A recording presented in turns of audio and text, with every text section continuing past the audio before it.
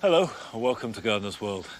It's always a sad moment when I have to deconstruct these large pots of tulips and wallflowers, but they've done really well this spring, flowering right into the third week of May. But now their day is done. And anyway, we're on the doorstep of summer, so we need to start planting for a summer display. And leaving them out is quite tricky because I want to get the bulbs attached to the stems and the foliage if I possibly can. And that's because there's still quite a lot of green left in the plant, and that, as it dies back, feeds next year's bulb. Having said that, not all tulips are worth keeping. Some just don't flower well in the second year. They take ages to build up a big enough bulb. Others you can chuck in the ground and they will keep coming back and flowering 10, even 20 years later. So you just have to experiment and see which ones are good for you. On today's programme, we catch up with Adam in his garden as he creates a woodland scene with shade-loving plants and makes a seating area to admire them from. It's about really putting yourself in the planting, just so that your view changes, your eye line changes, and you start to engage with nature and what's around you. And there's another chance to see the film that Frances made last year, where she looks at trees that are an invaluable source of food for bees. This is a tree heather, and it is awash with flowers. And the lovely thing about this is it smells incredible when you're up close to it. And I will be moving on to the next stage of the tomatoes that I sowed a few weeks ago, and I hope some of you sowed too, as well as planting out dahlias for cut flowers and also adding sunflowers to the dual garden, which will not only look good for us, but be great for bees too.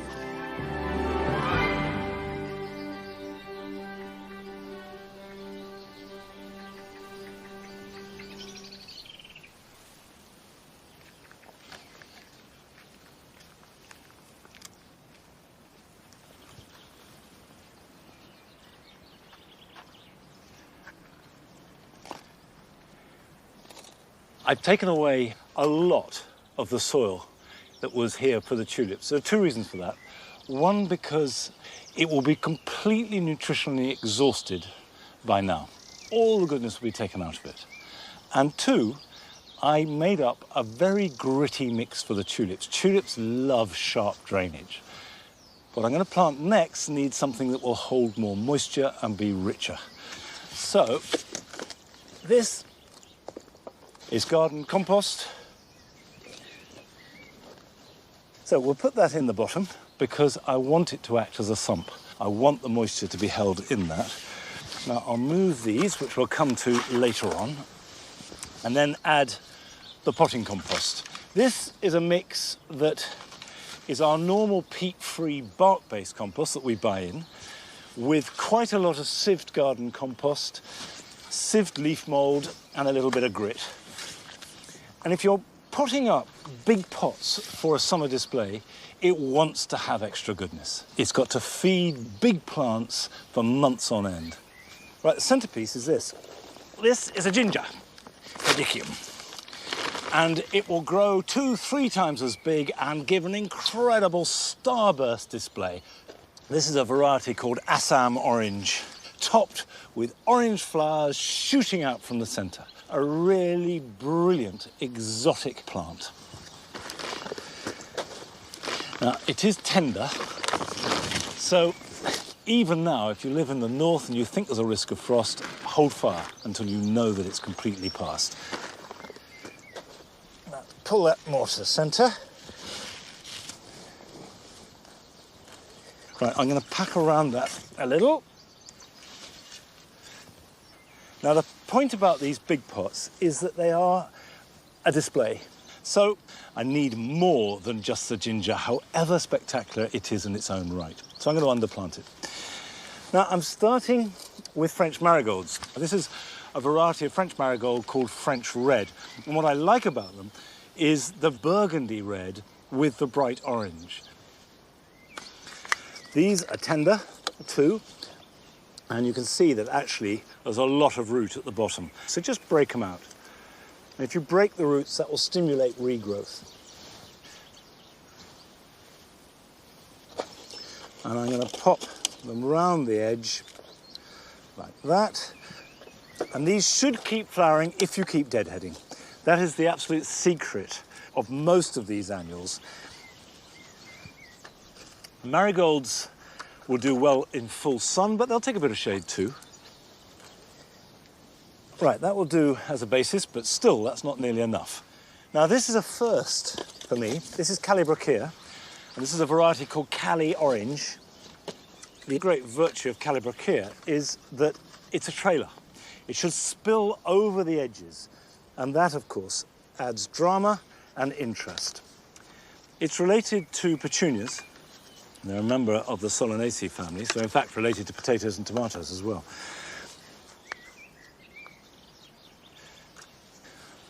Every week, this will have a water.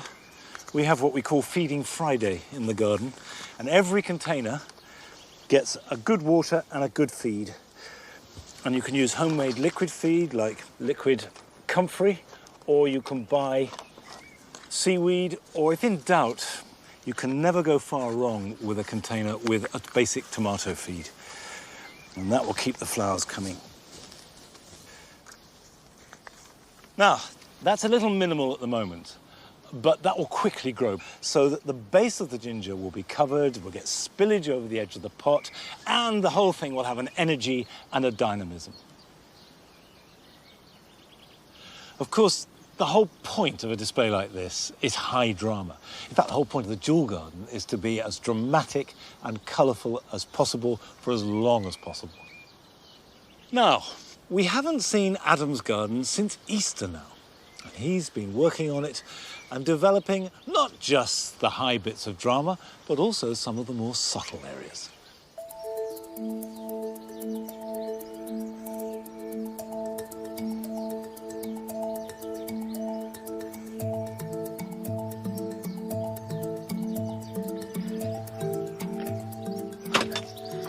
Mrs. Frost has got the longest list of jobs in there you have ever seen. It feels like it is. And I have to do so many before I'm allowed out in the garden. And if you're anything like me, those moments outside, in your garden, whatever, sat on a balcony, are just absolutely glorious. And look, the wisteria, it's doing its thing. And I think it's the first time in all the times you visited that I've been able to show you it really in its full glory. And the scent is incredible. I wish you could smell. For me, though, it's not just the flower, it's the foliage. I love this coppery foliage and the way it sits. It's fantastic, it really is. Anyway, you've not been here for a few weeks and lots happened, so I've got quite a lot to show you.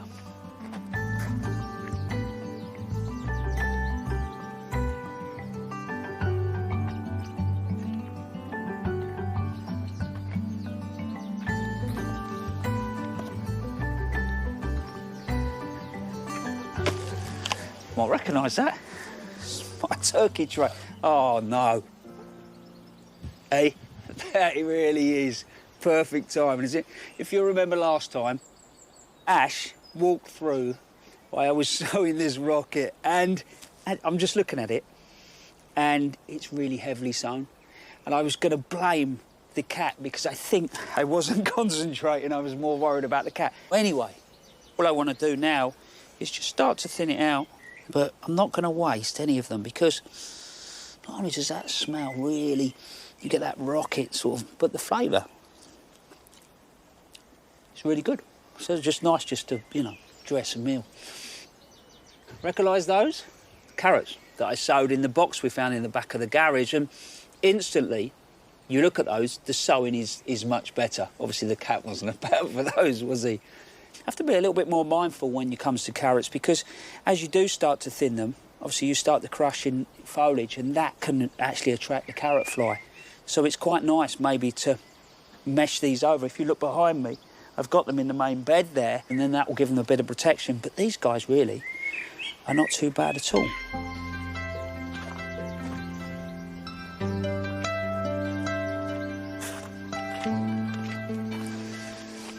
Actually, while we're in here, I've got to show you this. It's a standard gooseberry.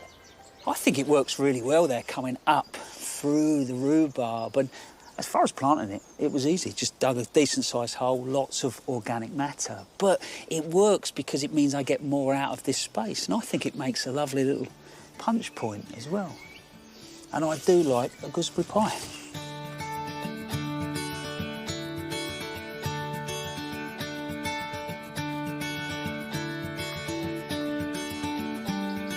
I have wanted to create a quiet seating area for some time where I can just sit and linger. And I have found a perfect spot in the woodland. For me, this area was created because as I put the woodland together, I had the path coming through and there was an old log just chucked to one side. And as I was here working, I'd find myself just pausing. And then I started to realise how good the light was through the season, and the dapple shade works really well, the wildlife coming to the space. So what I've got is some old logs that were cut down from an old diseased tree that we had. And I'm going to use those, so I've put 3 in, I've got 1 more to put in there, but they could be even, I don't know, an old crate turned upside down in a border, a pot, even some railway sleepers. I've done it out of that. It's about really putting yourself in the planting, just so that your view changes, your eye line changes, and you start to engage with nature and what's around you. And then the moments become incredibly special. So get this in. As I said, all I'm doing, big chunks of logs, roughly level up, as long as and it's not going to go anywhere because it's so heavy. So once we've got this in place, which as we plant around that, I'll firm it up a bit more. Just firm that in.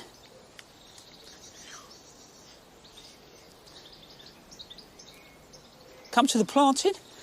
I've chosen here, first of all, if you look, the ferns, that lovely sort of texture of that foliage and the light green that will develop as the season goes on. Next to there, you've got the actea, which has got that sort of lovely, soft, grey-blue foliage. And then coming back in here, epimedium, sort of shiny, more or less leathery feel, but like a serrated dagger. And then lastly, this tiny little Solomon seal. It's wonderful little oval leaves. So when it comes to laying them out, it's just going to go in around these seats. It's not going to get too high. It's going to start to really sort of carpet. But when you're sat on the seat, you're looking down on this plant. So you're really starting to see that detail. So ultimately what I'm trying to do all the time is just have this little rhythm and this just repeated patterns. This actea is actually called misty blue. And when you look carefully, you can see tiny white flowers going to develop. But what I love about this, as the season develops, you get red tips to the end of the stems with white berries on. So back end of the season looks absolutely fantastic. Just be mindful if you are going to use actea that some people can be an irritant to the skin, and the berries are poisonous. So, but yeah, cracking plant. Let's get that in. Look at this. It's actually a Dryopteris, so it's Dryopteris duartii, which is a good hard-working fern, get to about just under 2 foot. If I can get those roots established over this first season and going into the winter, next year the plant won't need quite so much TLC. So, into that soil. There we go.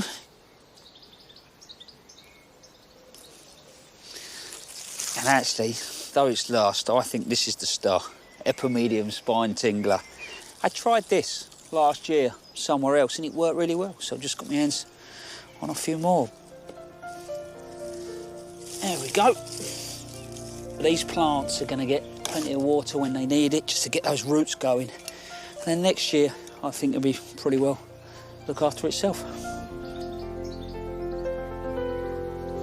With the plants in, it's time now for the finishing touches. I've already put 100 ml of hardcore under this path to stop it sinking. Now I can add the bark on top and finally fill up my bird bath. I made that over the winter, just chiseled out the top of the wood, sealed it up, oiled it, and it looks quite nice. just give you a little element of surprise as you walk through. But it feels all right. I'm just sat here wondering how long I can stay here before Mrs. Frost and the kids actually realise where I've gone.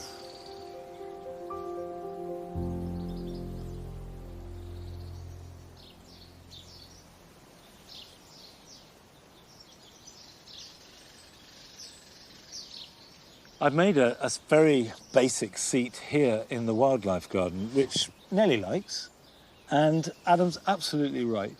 Just sitting, surrounded by plants, having time to think, is not just enjoyable, it's actually really good for your mental and physical health.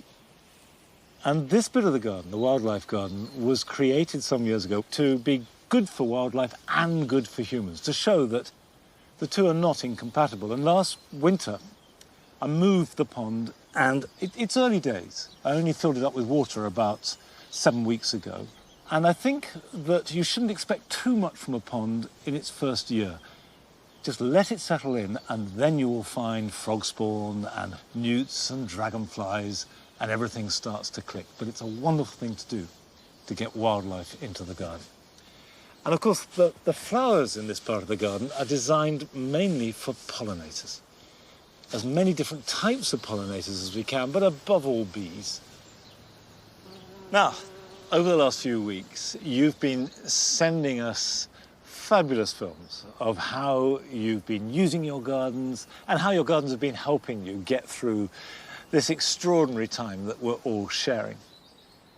And we now visit a garden not far from Adam, actually, in Stamford, in Lincolnshire, where a couple of brothers share with us not just their love of gardens, but also their love of bees. Hello, I'm Douglas. And I'm Hamish. We would like to show you around our bee-friendly garden. Bees are very important because they pollinate most of the plant food we eat. It takes 12 bees in their whole lifetime to make 1 teaspoon of honey.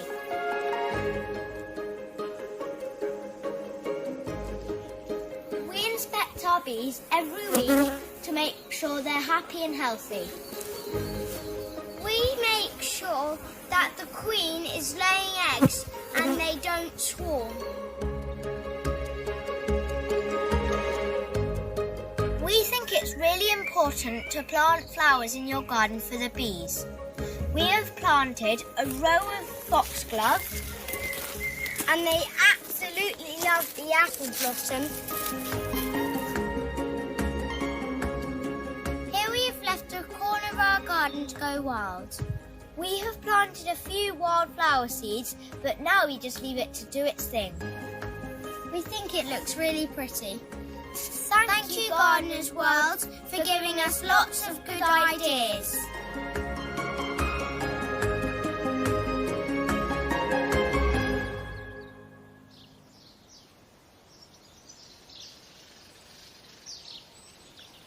Well, Douglas and Hamish are going to go on to be great gardeners and great beekeepers, and the way they're performing, great television presenters too. That was fantastic.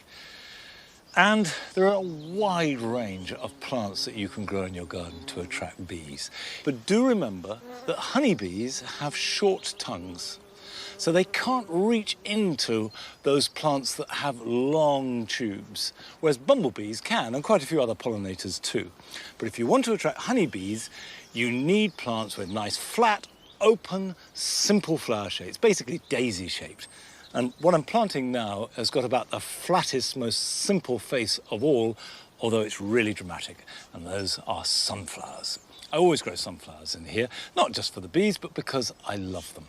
Now, at the moment, the Jewel Garden is dominated by this allium purple sensation. But I want to get the sunflowers in now, so that as these die down, the sunflowers will grow up, and we can keep the continuity going for us and for the bees for as long as possible. Now, I've got a couple of different varieties that I'm growing in the Jewel Garden this year. The first one is Velvet Queen. And this has got a sort of orangey, browny tinge to it. I grew this plant from seed, and I will plant it into an open space and just pop it in the ground. At this stage, it doesn't need support of any kind. if we can leave them to grow unstaked for a bit, they grow nice and strong, and it does help. Whereas if you stake them straight away, they never develop such a strong stem. The other type, which I'm growing this year, is claret. This is another reddish, as the name suggests, sunflower. And there are a number of different varieties that will give you browns, caramels, marmalades, going right through to a deep orange. And they all work just as well for the pollinators. These will grow somewhere between 6 and 8 foot tall. They tend to have smaller flowers, but more of them. And if you keep deadheading them, they will produce flowers until the end of summer. Then we leave them so the birds can pick away at the seeds. But it doesn't matter how big a sunflower can grow, even the biggest is nothing like as big as many of the flowering trees that are also really good for pollinators and bees. And this time last year, Francis went down to Sussex to have a look at some of the range of fabulous trees that have flowers which are perfect for bees.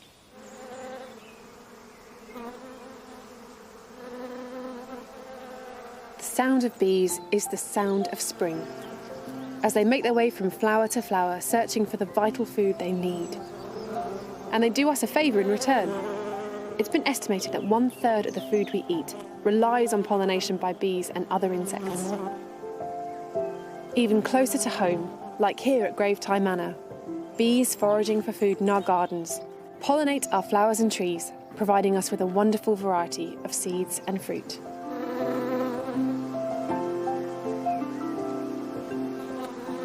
But there's a problem.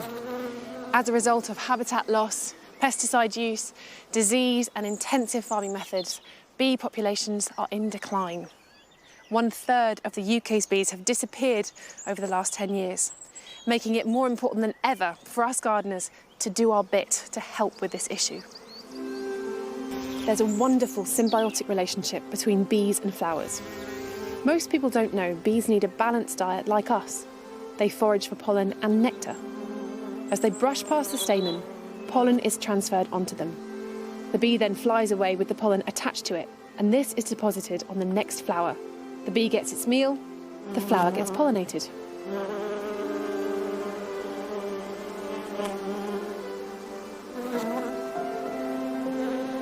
By late spring, our flower beds and borders are abuzz with bees. But there is another way that we can provide them with the food they need earlier in the season, and that's by planting bee-friendly trees.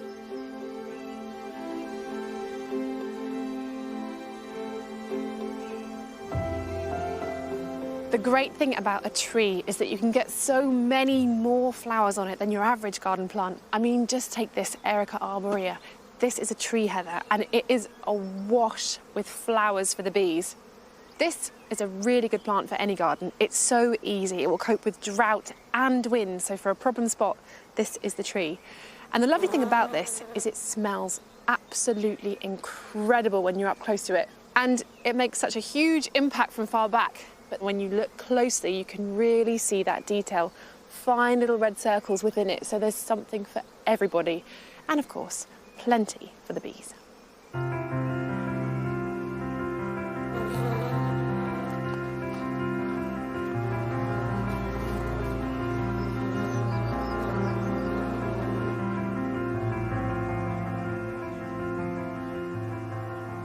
Amelanchier lamarckii is very familiar to us on Garden as Well, but that's because it's such a good doer from a gardening perspective, especially in a small garden. It gives so much. It has lovely form, beautiful blossom, beautiful fruits, and then fantastic autumn colour, especially if you plant this in the sunshine. But more importantly, the blossom offers a really good early source of nectar for bees, and then the fruit later is fantastic because the birds love the seeds. So you could call it a win-win. There are 270 species of bee in the UK, with the vast majority being solitary bees. Different species are more prevalent depending on the time of year and the temperature. Bumblebees tolerate lower temperatures, while honeybees love the warmer weather.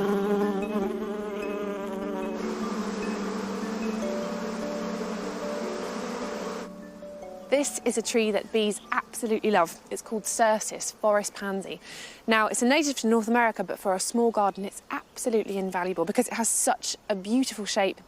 This has lovely big purple heart-shaped leaves and pink flowers that are yet to open on this. Just a few more days and they'll be open. And the really unusual thing about cercis is that it flowers on its bare branches. Now, it's believed that where this evolved in the forests of North America, that meant that all kinds of insects, not just flying ones, would have had access to that nectar. So it's something for all the pollinators in our gardens.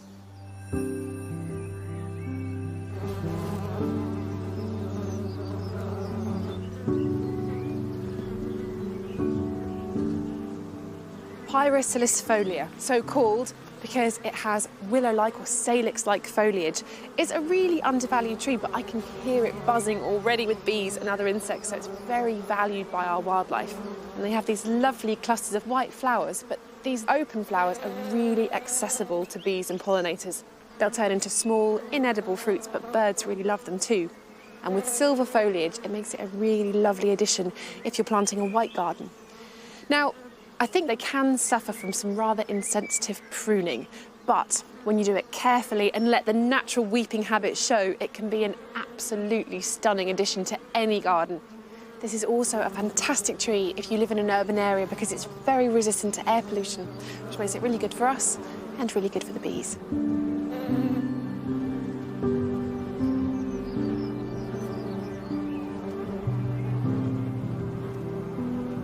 Now, we're used to seeing bees buzzing all over our orchards, but there are all kinds of ornamental fruit trees that you can buy that do exactly the same thing for pollinators. When you're picking them, though, make sure they have single flowers, because in double flowering plants, those nectaries where the food is have been bred away and replaced by petals. Now, this is an ornamental cherry called taihaku, meaning big white flowers, and you can see why. They are double the size of the average cherry blossom. Probably better for a slightly larger space because it will get quite tall, a lot taller than this, and the spread is huge. But if you have the space, plant one. The bees will thank you. It's important to remember that some trees and plants are pollinated by the wind and other types of insects. So when choosing your tree, check that yours is one the bees will enjoy.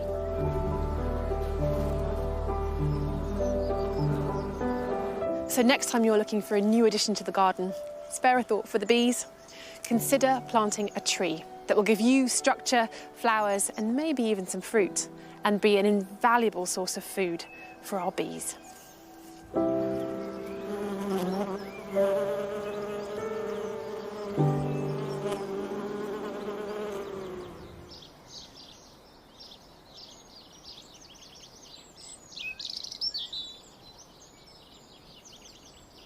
I do think that however small your garden, there will be a flowering tree that you can fit in and enjoy, and they just add a floral dimension that is fabulous. A few weeks ago, I sowed some Gardener's Delight tomatoes and suggested that if you hadn't sowed tomatoes, that you should join in and we'd do it together, and I'd take you through the process so that hopefully we can all share a really good harvest later on in summer. And I chose Gardener's Delight because they're lovely to eat straight off the vine. They're not difficult to grow. They tend to be quite robust, and also the seeds are widely available.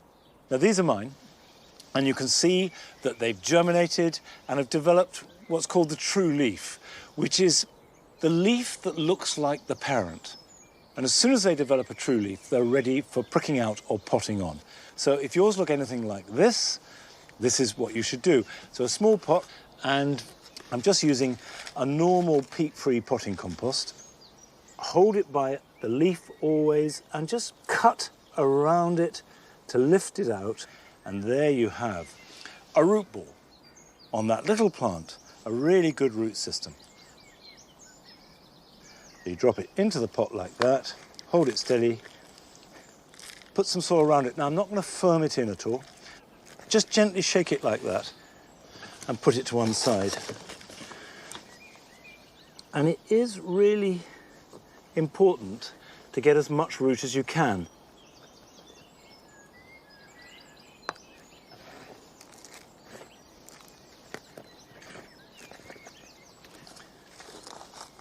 And it's worth saying that if you haven't managed to sow seed, and this inspires you to grow some, you may well be able to get young plants.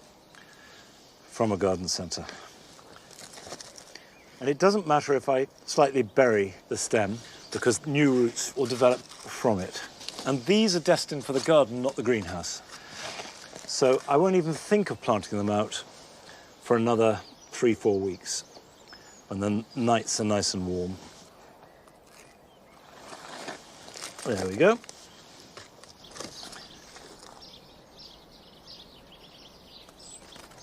So we'll put Gardener's Delight, give them a good soak, and these will go back into a protected environment. In my case, a greenhouse, if you've got a cold frame, a windowsill, a porch. But it's important to do this now. Don't leave them in the seed tray. The beauty of tomatoes, and in fact quite a few vegetables, is that you don't need a lot of space to get a really good harvest. And we've had a film sent in from Hampshire, which is my own native county, of a gardener who's got an entire vegetable garden on his balcony. Hi, I'm Bob, and you join me here on my balcony in Southampton. I've always been keen on gardening and growing my own veg, and that's exactly what my wife and I started to do a couple years back. Today, I just want to show you a few tips and tricks to help make the most of the space you've got, no matter how big or small it is. Firstly, think vertical. Make use of walls and hanging baskets. Here on the balcony, we've got tomatoes growing up one wall, and we've got peas growing up another. We've also turned an old pallet into a vertical herb garden, growing some herbs such as parsley, thyme, and some mint. Secondly, experiment. This year, we're trying to grow some potatoes in old shopping bags, wrapped in hessian. We've also got some lettuce growing in these planters. Finally, choose plants that make you smile and bring you fond memories. But most importantly right now, make space for yourself. Cheers.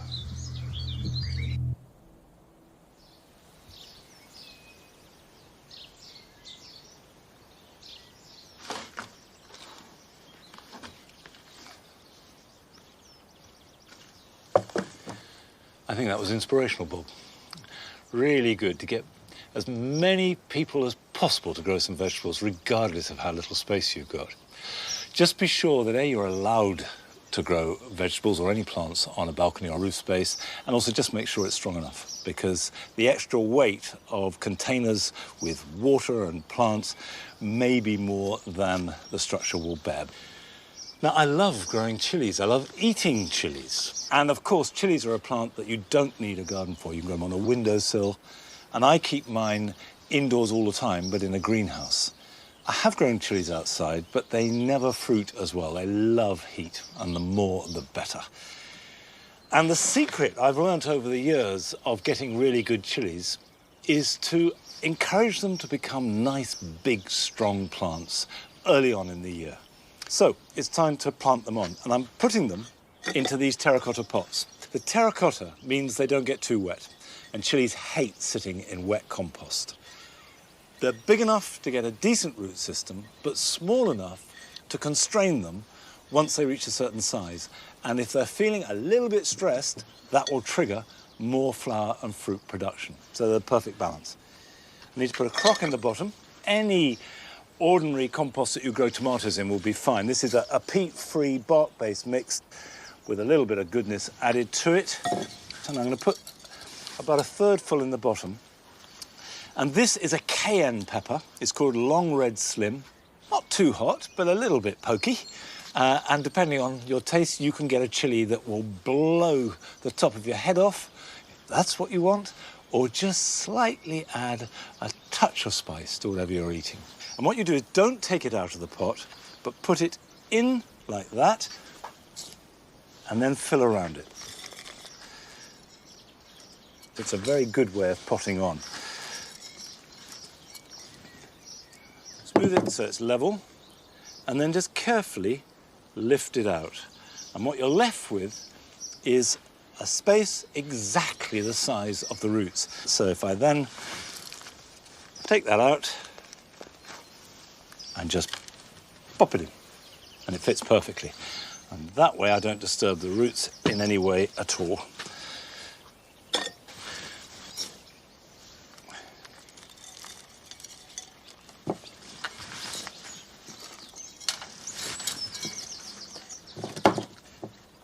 Lift it out.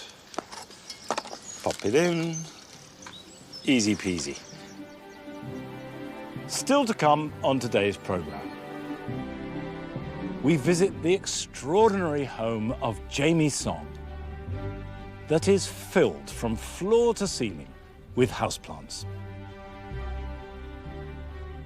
The ones that I like to hang are the rainforest cacti. So it really makes you feel like you're walking through a tropical rainforest. And I shall be planting out dahlias for cutting and also planting my runner beans. Now, like all of us, Arit has spent more time at home and in her garden than she normally ever does.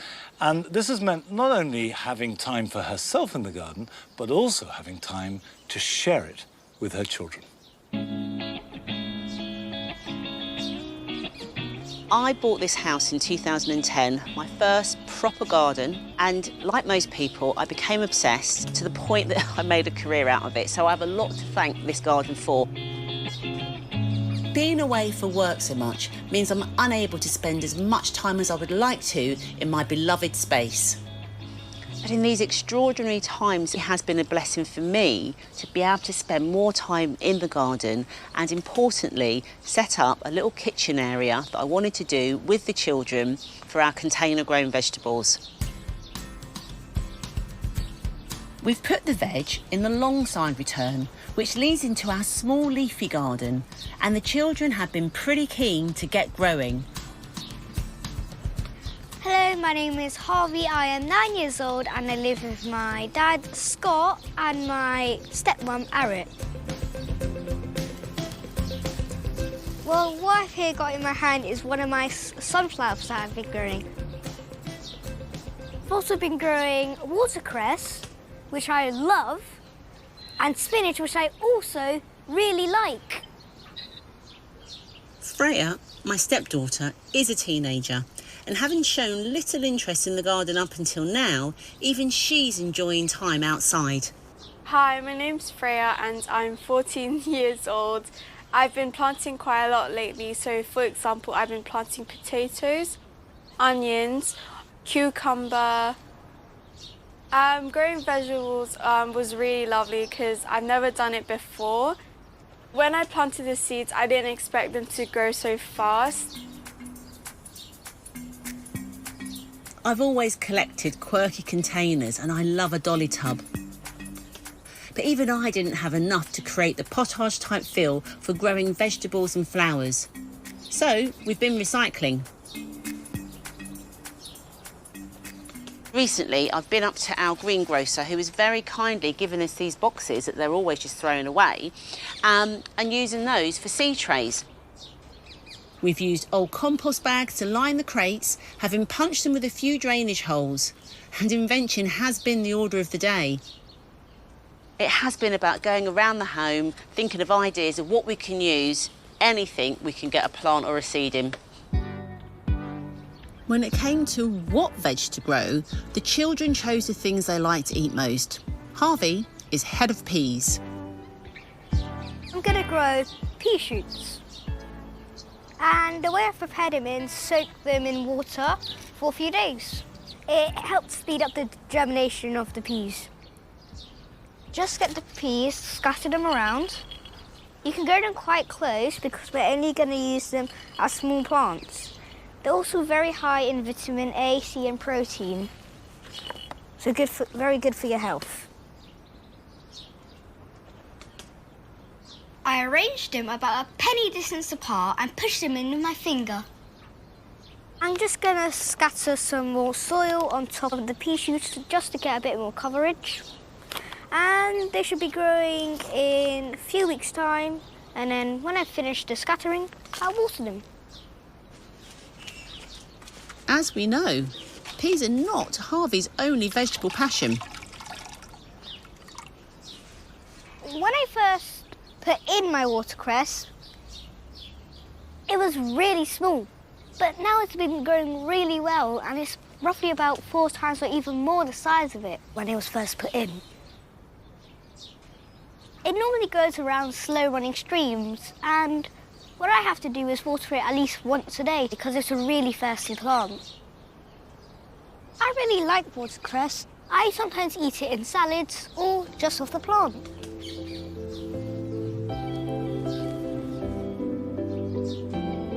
Over in the very sunny seating area are our herbs, and Freya is adding to the collection. What I'm planting in these crates are some thyme, sage and marjoram. The reason why I'm planting it in the same crate is because they're all Mediterranean plants and they like hot weather and they like well-drained soil.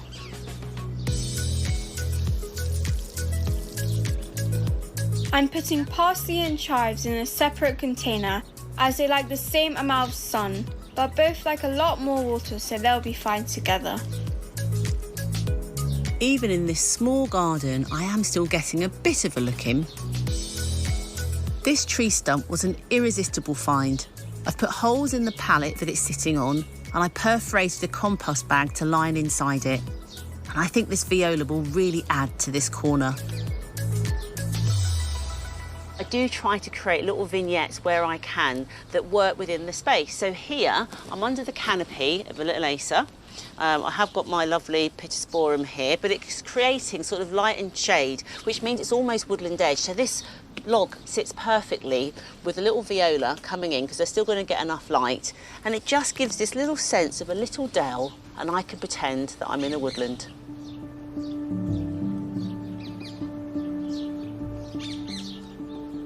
This time has been quite special. It's meant that I've been able to spend more time with the children, and in turn that's got them out in the garden more. And I think it's been really interesting seeing them tend to their plants, look at how their seedlings are going, and it just means that they've had a new involvement. I'm also blown away about how much they've researched both the plants and how to grow their food. This family time has allowed them to connect with nature. I think one of the things that I've taken away is that the garden will always be the place to be.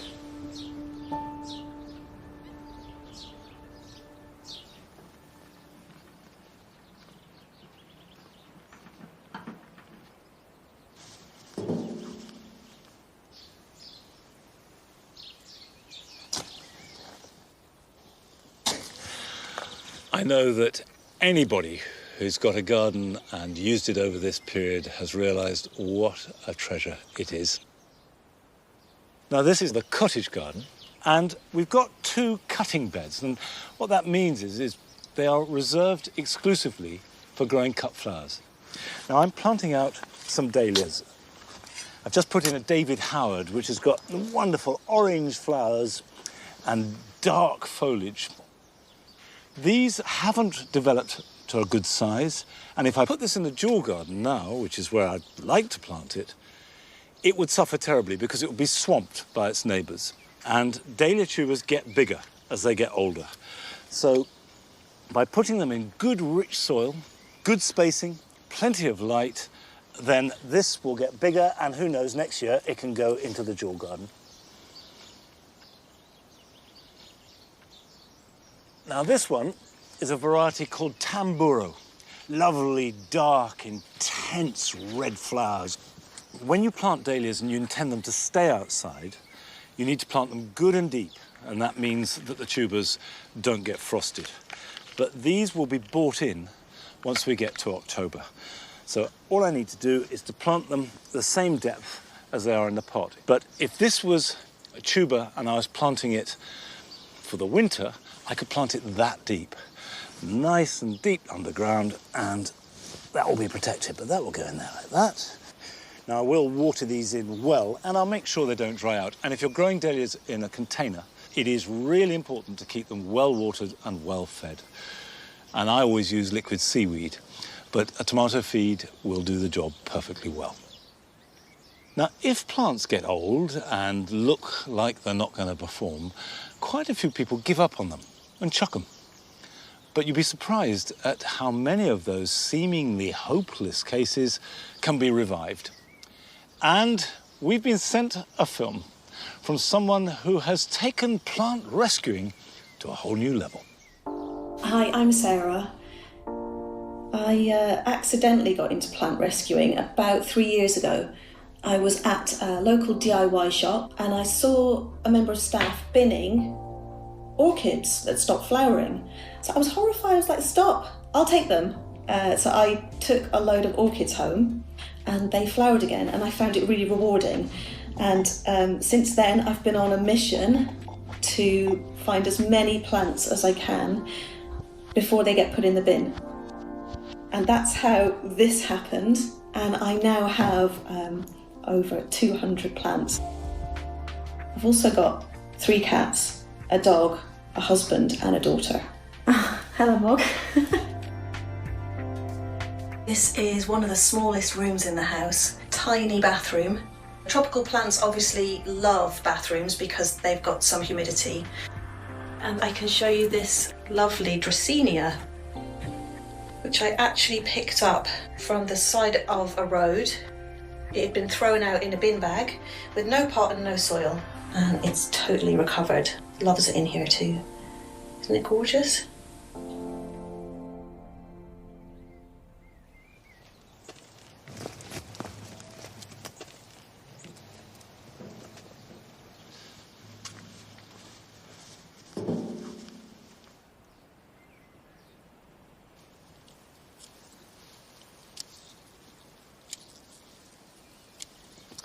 I have to say that Sarah's plants looked incredibly healthy, and it does show that a plant can look as though it's on death's door, and there's no chance of rescuing it. And with a little bit of TLC, it can burgeon back into glorious life. Good for her. I'm cutting back the spent flower stems of the Camasias. I want to take away the seed heads so that the energy goes back into the bulb for next year's flowering. And now they've gone, the attention can go on to the hostas, which are looking really healthy. I suppose I get more letters about hostas than anything else, and it's always about how to protect them from slugs and snails. It's 2 things. The first is lots of predators. So birds, mammals like hedgehogs that will eat them, frogs, and also if you've got strong, healthy plants growing in good soil, they tend to be left alone. What slugs and snails like are stressed plants. So look after the plant, and the chances are it'll be okay. Now, as well as the hostas looking good, at the moment this is Iris pseudochorus, that is growing in the water, is at its best. And although the foliage is really dramatic and sword-like, I think the flowers are beautifully elegant. Now, of course, to have your irises growing in a pond and to have your predators eating your slugs, you need a garden. And that's fine if you've got access to one, but a lot of people don't. That doesn't mean to say that you can't have a collection of glorious plants. And last year, we went to visit the home of Jamie Song and his fabulous plants.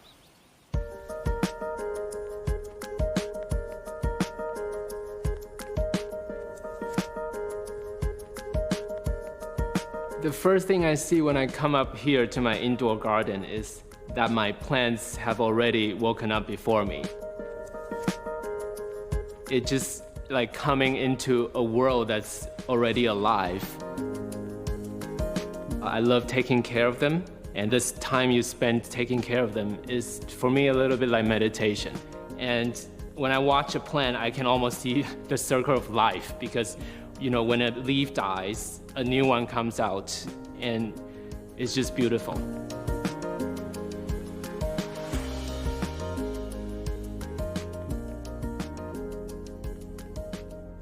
For me, the most important thing when it comes to designing with houseplants is that you want the plants to thrive, because a sick plant or a plant that's not doing well is not going to make you happy in the end. So I always place them where they would thrive. And then, in terms of designing my indoor garden, I do my best to create different heights, but I also like to mimic nature a little bit.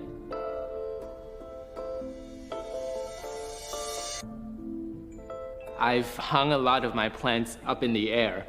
The ones that I like to hang are the rainforest cacti, the ones that are epiphytic in nature, so they attach themselves to trees and grow downwards. They have long leaves and such unusual shapes, so it really makes you feel like you're walking through a tropical rainforest.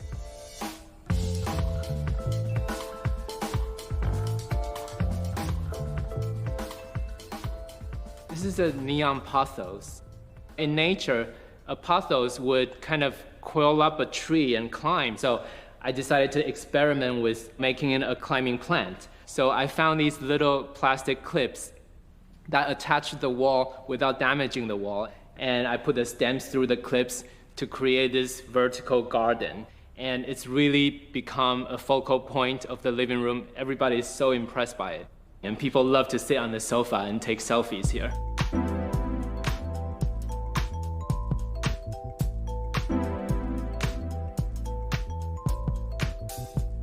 So these are my mid-level plants, and they're actually my favorite plants. They're very special plants that I like to keep close to me when I'm sitting on the sofa. This is the star of the show here, this Oxalis triangularis. It looks like 100 beautiful purple butterflies. And I'm so proud of it because when I got it a few years ago, it was in a pot this big, about 10 centimeters.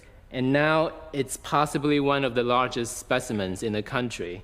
And the special thing about it is that all these little butterflies close at night, and in the morning when the sun comes out, they open. And they actually move towards the sun during the course of the day. And it's really one of my favorites.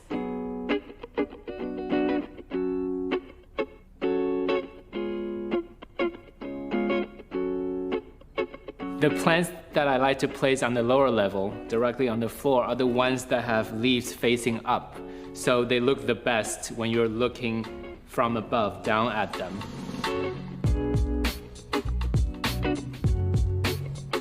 This is a philodendron Xanadu.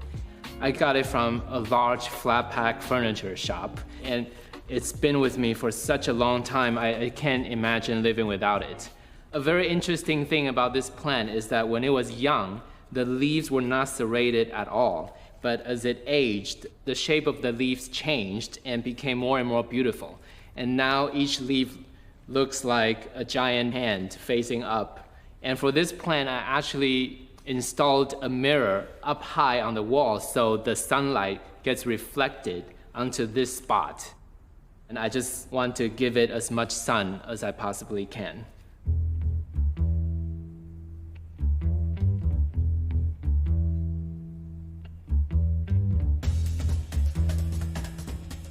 If you walk around my home, you'll see a lot of repetitions in color and texture, actually. And I have orchids dotted around the room, and it's like they're birds singing to each other. And it just gives this cohesiveness, if you will. Just like a painting needs a frame, I believe every plant needs its own pot. One of my favorite plants is my jewel orchid, or Lutetia discolor. I love its black velvety leaves.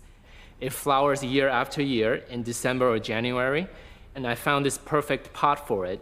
And it has a zigzaggy black pattern that goes so well with the lines on the leaves.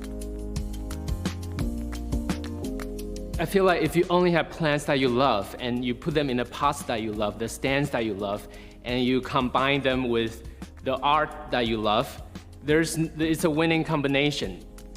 Everyone should have houseplants.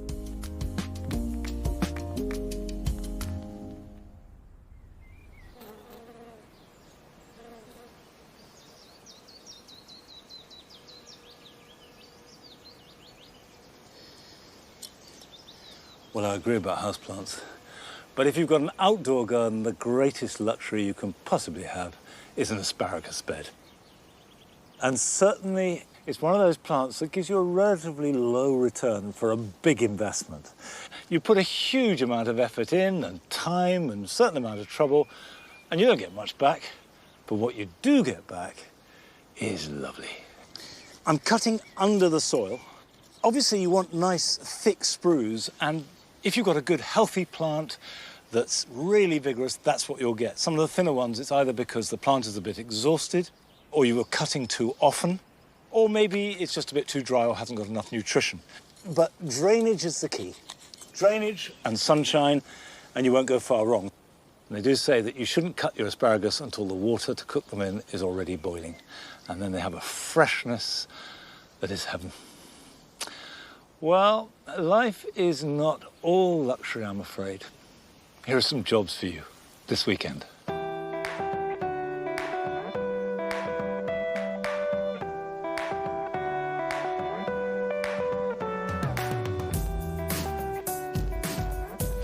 As we go into June, it's time for the Chelsea chop.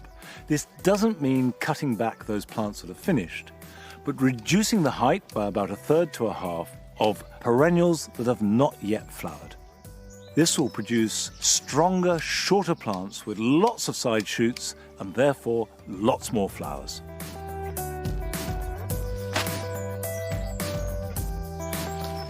At this time of year, the soft, fleshy growth of broad beans coincides with the life cycle of the black bean aphid. So, to reduce the aphid, remove their food by taking out the top few inches of your broad beans. And this will also concentrate energy into the growing bean pods below.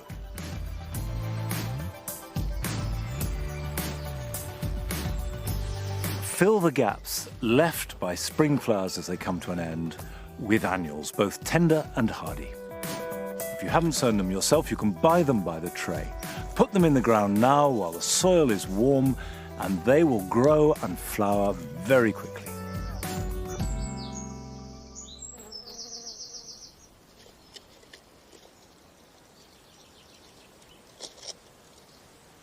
These are the Scarlet Emperor runner beans that I sowed just 3 weeks ago. And actually they've been ready to plant out for a week, but I didn't want to risk them. So now that I think the last chance of frost has gone here at Longmeadow, it's safe to get them out. And I'm planting them one plant to the base of each of these bean sticks. And there's no reason why you can't grow them in a border as well as a veg plot, as long as they've got something to cling to. And these are very decorative plants as well as being delicious. Now, the reason why the ground is slightly raised is because I added lots of garden compost underneath them. They do like moisture at their roots. So if you put plenty of organic matter in, that will preserve the moisture, even if the top inch or so is dry. In the old days, they would put old newspapers in the ground, which acted as a sponge. As well as giving these a really good soak, I will tie them in, because for the first few weeks, they need a little bit of extra support. But once they get going, these will twine around the supports, grow good and strong, and make 2 curtains of really good green foliage, those lovely red flowers, and of course, the hanging beans, which are so good to eat. Right, I'll plant the rest, but I'm afraid I'll do that after you're gone, because we've run out of time today. But I'll see you back here at Longmeadow next week. Until then, bye-bye.